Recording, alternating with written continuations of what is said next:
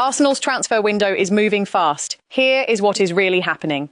Right now, inside the Emirates Stadium, 3 separate transfer situations are moving at once, and each one changes the picture for the others. Leandro Trossard has agreed to move away from the club to Besiktas, with only personal terms left to finalise. At the very same time, Arsenal are working to close a record deal for a replacement winger. And in the middle of all of this, the club's biggest midfield target is telling his current employers directly that he wants to leave for Arsenal. This is not a quiet summer.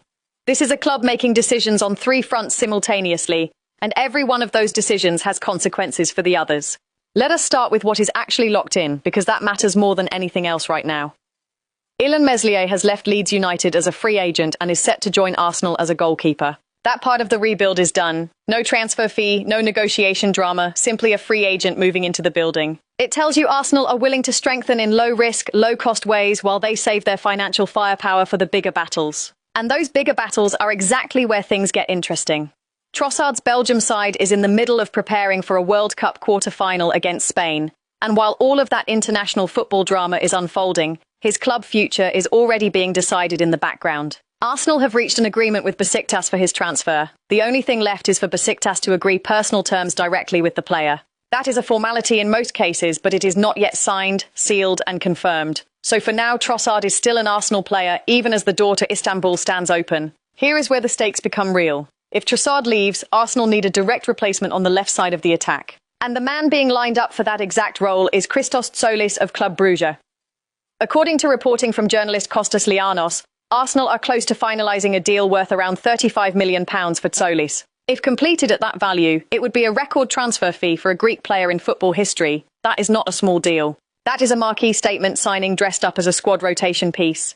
Club chiefs at Arsenal still need to give the final green light before Tzolis can travel to London for a medical. So this is close, but it is not done. I want to be precise about that distinction, because there is a real difference between a deal that is being finalised and a deal that has actually been signed. Right now, this sits in the finalising stage. What makes this situation compelling from an analytical standpoint is the sequencing. Arsenal are not waiting for Trossard's exit to be totally confirmed before advancing that Tzolis' capture. They are running both processes in parallel. That is a sign of a club that has already made its decision internally and is now working through the mechanics of execution. The uncertainty is not about intent. The uncertainty is about paperwork and travel logistics. Now, if you want deeper breakdowns like this one, the kind that separates confirmed transfer business from pure speculation, hit that subscribe button. This channel is built on giving you the full picture with total accuracy, and there is a lot more transfer business to get through in this one, so stay with me. Let us talk about the position that carries the most weight in this entire transfer window, which is central midfield. Bruno Guimaraes of Newcastle United remains Arsenal's top target in that area of the pitch, and Mikel Arteta himself is said to be personally driving that pursuit. This is not a scouting department initiative being pushed up the chain.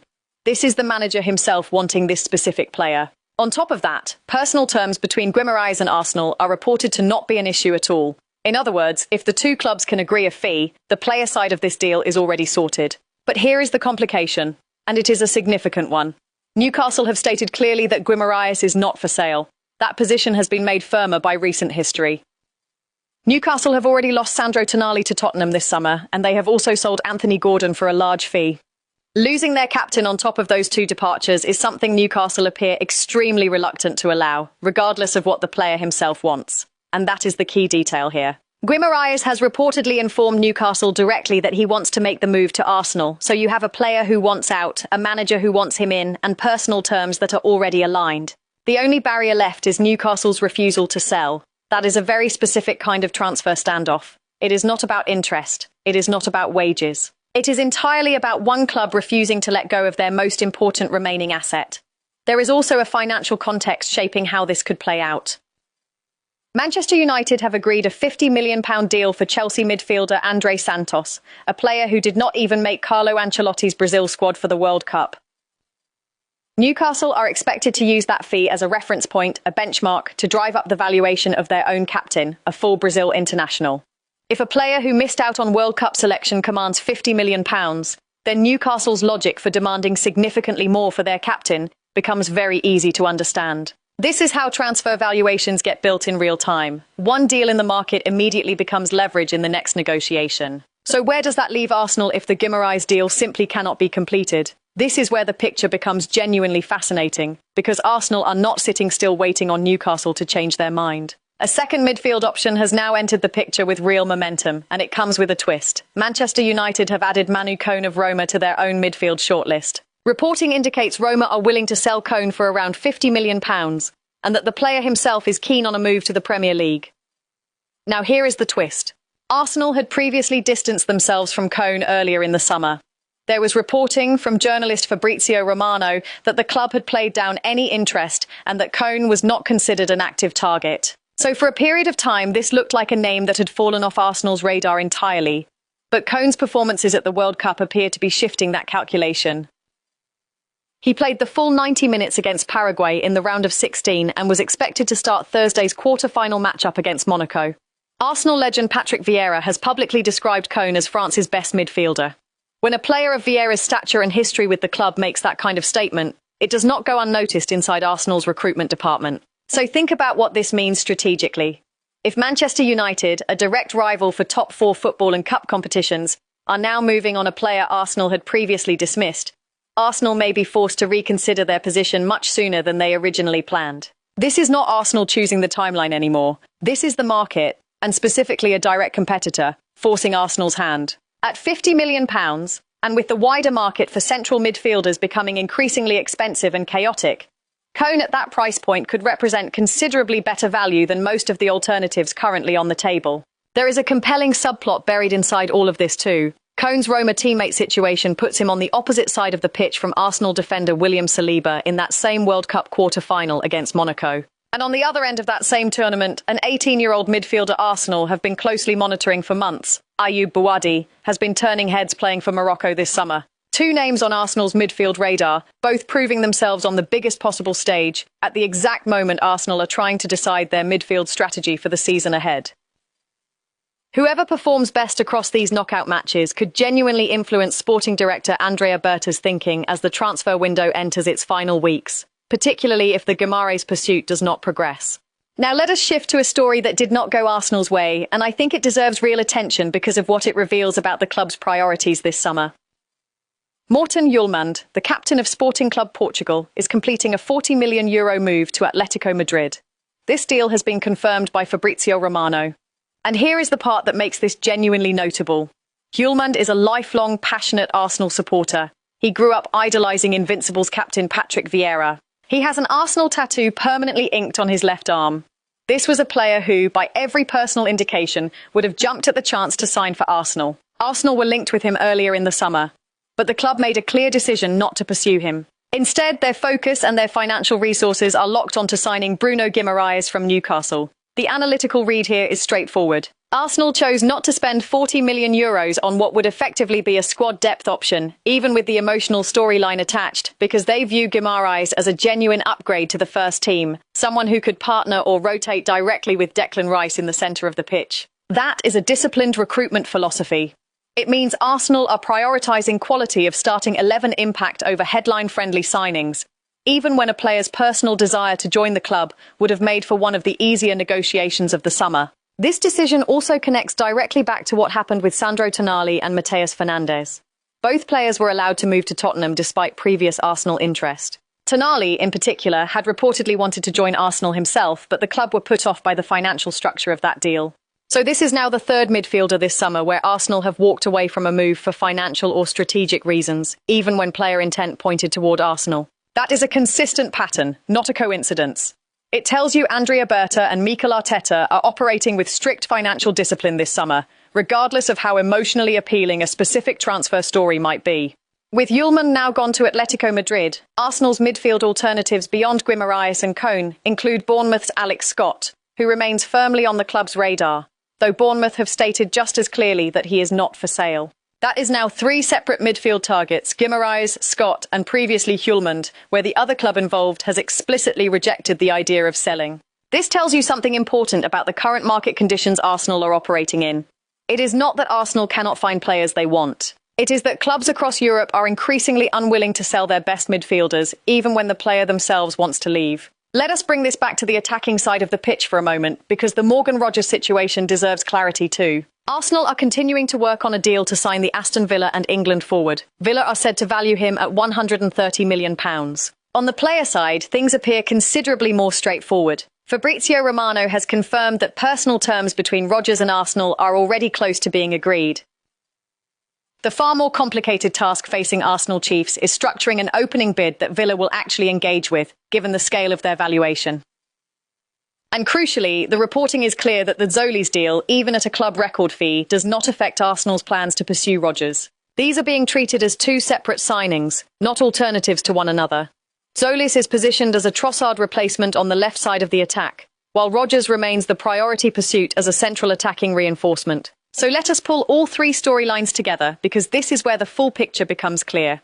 On the goalkeeping front, Arsenal have already completed their business, bringing in Illan Meslier on a free transfer from Leeds United. On the attacking front, Arsenal are simultaneously moving Leandro Trossard out to Besiktas, finalising a club record £35 million deal for Christos Tzolis from Club Brugge to replace him, and continuing separate parallel negotiations for Morgan Rodgers at a valuation of £130 million, with personal terms already close. And in central midfield, Arsenal's top choice, Bruno Guimaraes, wants to leave Newcastle for Arsenal, and personal terms are reportedly not an issue, but Newcastle are refusing to sell, a position hardened by their exits of Sandro Tonali and Anthony Gordon this summer, and further strengthened as a negotiating tool by Manchester United's £50 million valuation of Chelsea's André Santos. As a contingency, Manchester United's growing interest in Manu Kone, a player Arsenal themselves had previously played down, may now force Arsenal to reconsider their own position on the 25-year-old Roma midfielder, especially given his strong World Cup form and Patrick Vieira's public endorsement of him as France's best midfielder.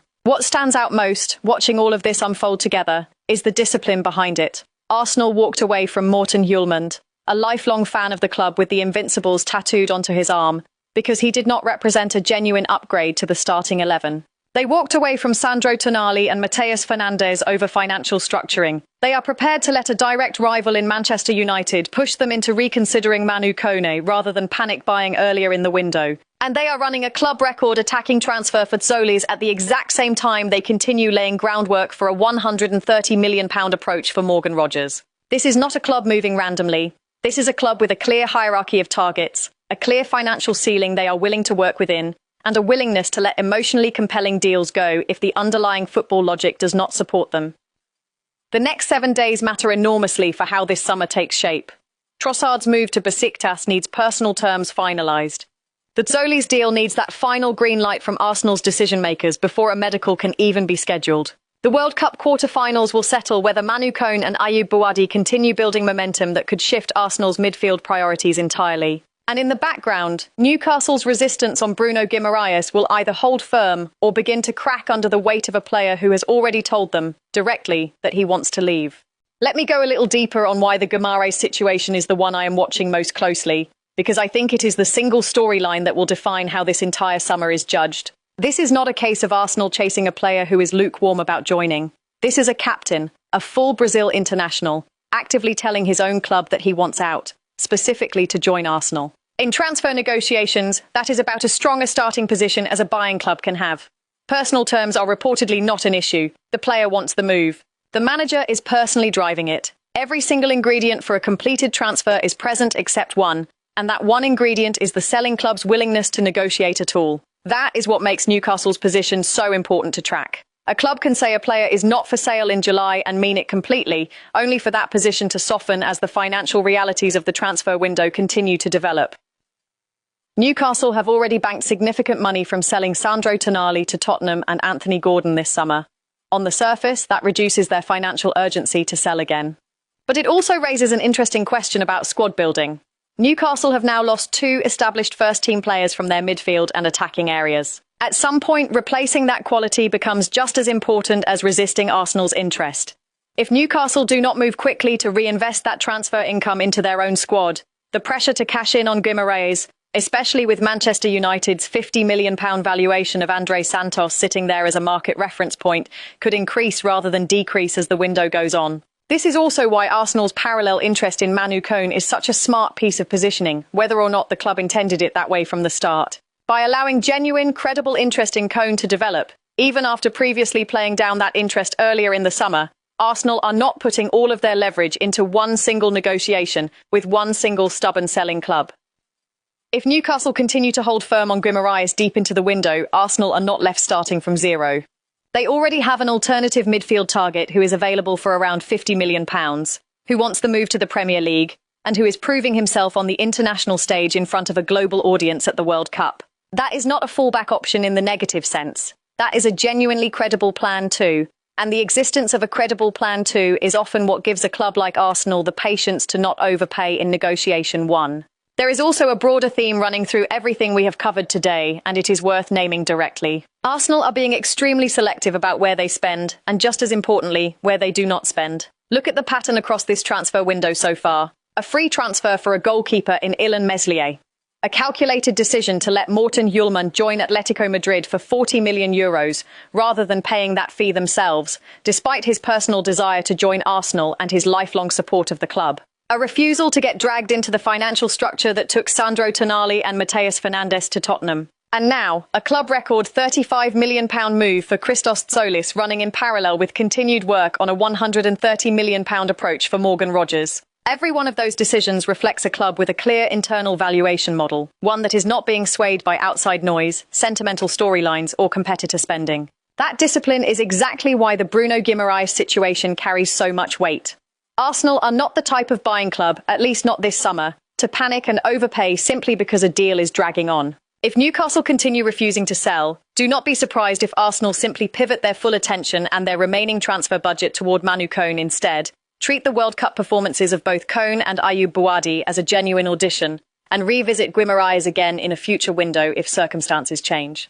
That is not a prediction beyond what we know. That is simply the logical conclusion of a club that has shown, repeatedly, in the Hjulmand situation and in the Tonali situation, that they are willing to walk away rather than be forced into paying a price they do not believe reflects the true value of the deal.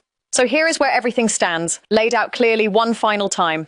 Confirmed and completed, Illan Meslier joining as a free agent goalkeeper. Agreed but not yet finalised, Leandro Trossard's move to Besiktas, pending personal terms, and the club record Tzolis deal from Club Brugge, pending final internal approval and a medical. Actively pursued with reported player desire and progress on personal terms, Morgan Rogers from Aston Villa at a £130 million valuation. Wanted by the player and the manager but blocked by the selling club, Bruno Guimaraes from Newcastle United. And developing as a genuine contingency, driven partly by a direct rival's interest and partly by World Cup form, Manu Kone from Roma. That is the complete, accurate picture of where Arsenal's transfer business stands right now, across goalkeeper, attack and midfield, with every confirmed move clearly separated from ongoing negotiation, and every ongoing negotiation clearly separated from pure,